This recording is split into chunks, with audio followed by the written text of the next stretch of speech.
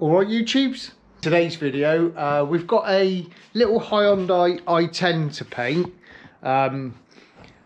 bit of an old beast, and it's in for this quarter panel we've repaired, so we're just going to be painting that in this video. But we've got a couple of product reviews to do. So this car, I'll give you a little brief story about it in a minute, is ideal to show these couple of products that I'm going to review. So this car is like an insurance write-off buyback. So the customer bought it back off the insurer. He just bought this vehicle to teach his daughters how to drive in, and his first daughter's learned how to drive in it. She's drove it for a bit, now she's got another car, and his second daughter's just about to start learning how to drive in it, and it got stuffed up the back.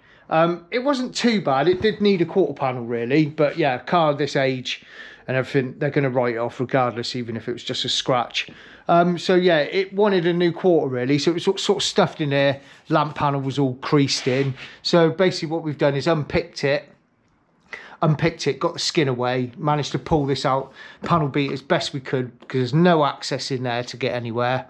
And then panel beat the skin a little bit, pull it and all the rest of it, and then just weld it back up. So that's what I've done. So it's in primer now, ready to paint. But yeah, all this arch was all cuffed over and the inner was gone a little bit as well. So yeah, this car's been off the road for a while. It's been off the road for a while, so it's got a dead battery.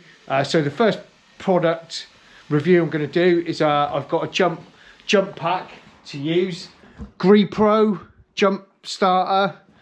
So we're going to give that a go and see if it'll get this car going, because the battery's absolutely dead. And it's, well, we've had like the doors in the boot open, so any charge that it did have is gone now, so it won't even turn the ignition on at the moment. So we're going to give that a go to get it started so I can get it in the booth.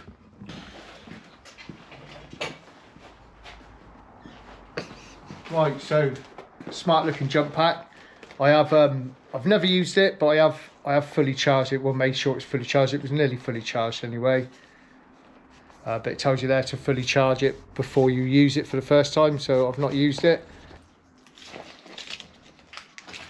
Comes with the connectors, obviously to go on the negative and positive terminals, and that plugs straight into there.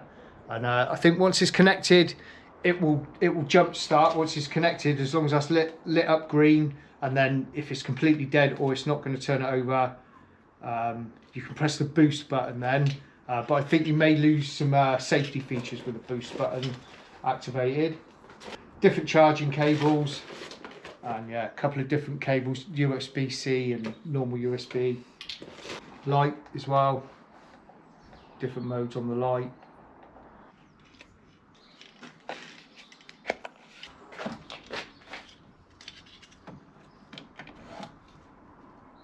As long as that's lit up green, then it's connected properly and it's ready. If it doesn't turn over in this mode, this is like the safety mode, you can override it by pressing the boost button. We have it. Completely dead battery, and it started that without even boosting it. So there we have it. Jump pack from GREPRO. I think it's GREPRO. I think that's how you pronounce it. Yeah, it looks it, doesn't it? There's a link in the description below if you want to purchase one. And yeah, work fine, no problems at all. So yeah, if you're interested in buying one of these, check out the link in the description. So right, that's a Hyundai in the booth now. Yeah, I come across this scenario, not all the time, but sometimes there's a need for it. Paint a panel, but you need the wheel off. And yeah, normally I would bring my trolley jack in here, jack it up, get it on a axle stand, and obviously get the wheel off. And then, because like on this job here, I need to get sealer and paint at the back of it, so the wheel's in the way, I need it up in the air a bit more. And yeah, bring my trolley jack in. Sometimes Reese may be using the jack, and yeah, I've got to bring it in and out all the time. So yeah, Vevor have sent me this little inflatable jack, so you use an airline with it, and it's really handy. It's small. I leave it outside of the booth door, so it's there when I need it. And yeah, ideal for this type of scenario where I just need to get one wheel up in the air for me to paint it. So yeah, like I say, this is made by Vevor, and yeah, just going to show you how easy it is to use. Obviously you need compressed air to use it, but it's a handy little tool to have.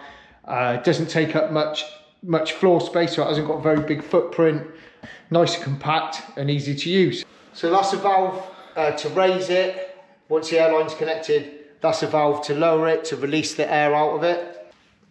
Just connect your airline to it, slide it under to where you need.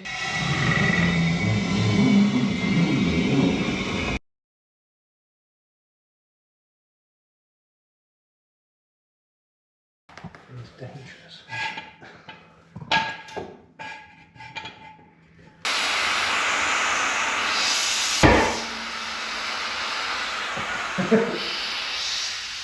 Little product. So yeah, if you're interested in buying this product, there's a link in the description, and there's a 5% discount code in the description as well. So if you use that code, you'll get 5% off. So yeah, that being said, I'll get this wheel off now, start getting this masked up, and we'll get some paint on it.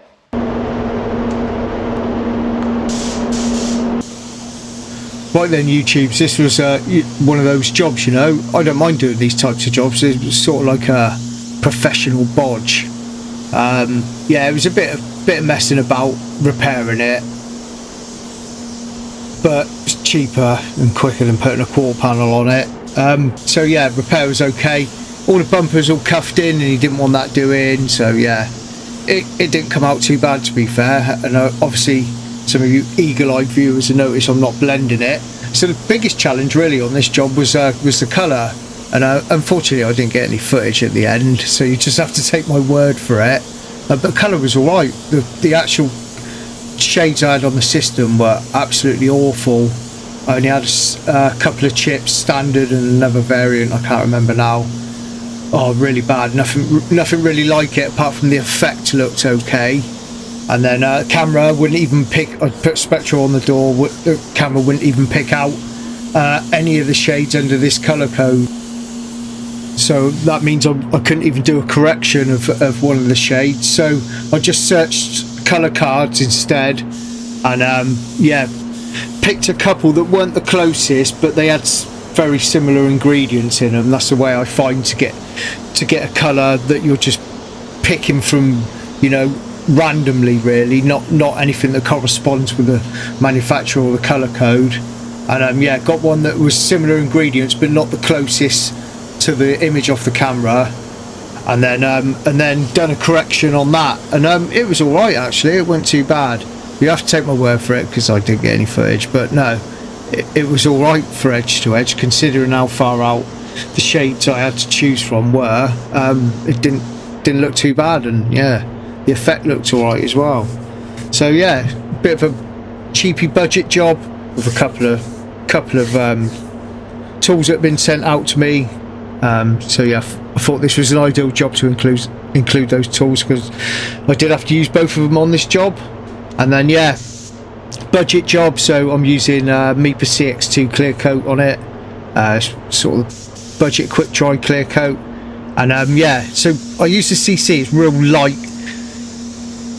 you know, sort of dry finish on these old Hyundais. So yeah, CC gun lays a finer coat, so I wound that in half a turn to get a real skinny first coat on there.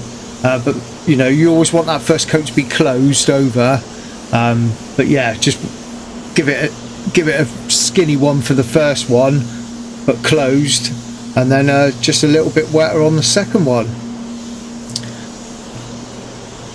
So that's it for this one from me. I'll let you watch the rest of the clear coat going down, and yeah, thanks for watching, really appreciate it, and we'll see you again soon. Look after yourselves.